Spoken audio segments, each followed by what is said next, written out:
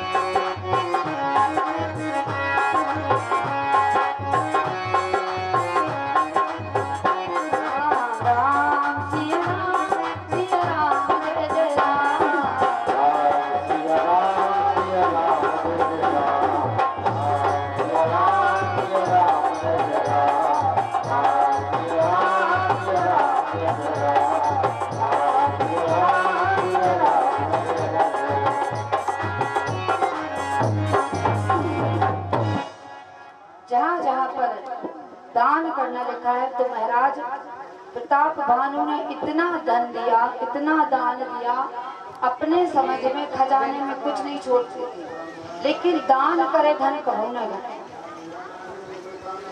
एक हाथ से देते थे, चौगना खजाने में आकर के समा जाता था।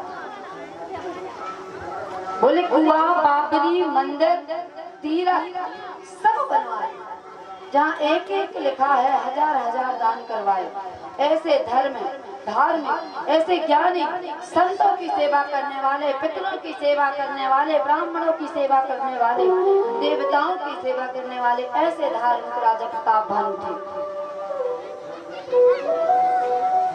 एक दिन राजा प्रताप भानु शिकार खेलने के लिए गए।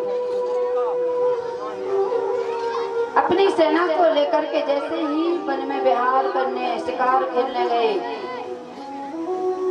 क्योंकि जो जितना आगे बढ़ता है, जो जितना ऊंचे उठता है, उसके जलने वाले भी उतने होते हैं। जो जितनी संपत्ति, ऐश्वर्य, प्रतिष्ठा, मान पाता है, उतने उसके अपने आप शत्रु बनाने नहीं पड़ते, क्योंकि लोग एक दूसरे से सिर्फ इसलिए जलते हैं कि ये इतना सुख से खा पी क्यों रहा है, ये दुखी क्यों नहीं है, ये सुखी क्यों है, और हमें इस बात की जलन होने लगती है।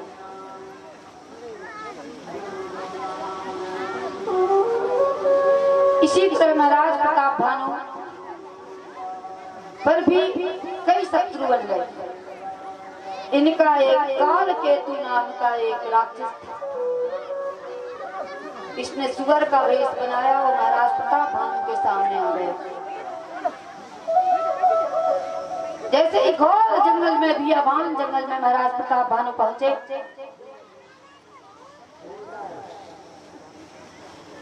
वो सुअर छुप जाता फिर प्रकट हो जाता। इनकी जो सेना थी सब पीछे छूट गई। अब तो रात्रि हो गई, अब इनको रास्ता ही भूल गया। ऐसे जंगल में वो सुअर ले गया, वो कोई और नहीं एक राक्षस था।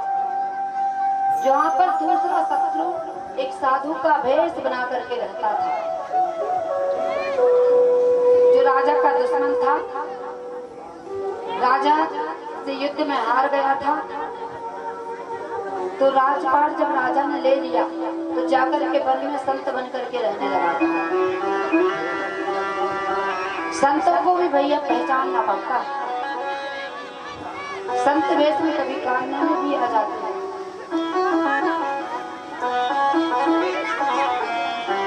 आज जब रात्रि हो गई, प्यास के मारे कंठ सूखने लगा महाराज प्रताप भानु का।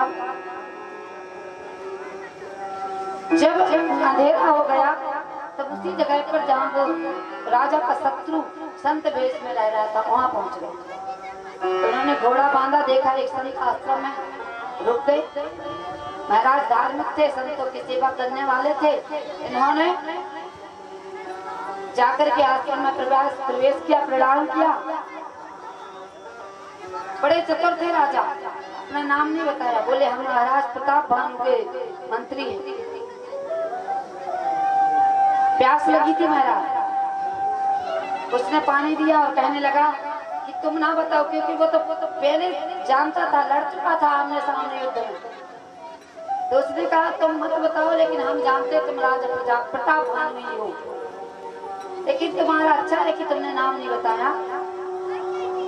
अब इस अपनी मीठी मीठी बातों में राजा को मोह लिया, और राजा ने इसको नहीं पहचाना, क्योंकि दाढ़ी वाड़ी रखा ली थी, संत भेष में था तो नहीं पहचाना। बोले महाराज तुम कौन हो? बोले जब इस सृष्टि में जब कोई नहीं हुआ था तब हमारा एक तन बना था, हमने एक तन से दूसरा धारण नहीं किया, इसलिए हमारा नाम एक तन है। अब ये सोचने लगे कि राजा का नाश कैसे हो, राजा कैसे मरे। अब शत्रु था तो शत्रु की तरह देखने लगा। इसने अपनी मीठी मीठी वाणी में इनको इतना मोहा, कहने लगे, राजा कहने लगे कि महाराज, बोले राजा तुम बड़े ज्ञानी हो, बड़े धर्मात्मा हो, बड़े वीर हो, तुमसे तुम्हारे सामने कोई जीत नहीं सकता। बोले महाराज ये तो है।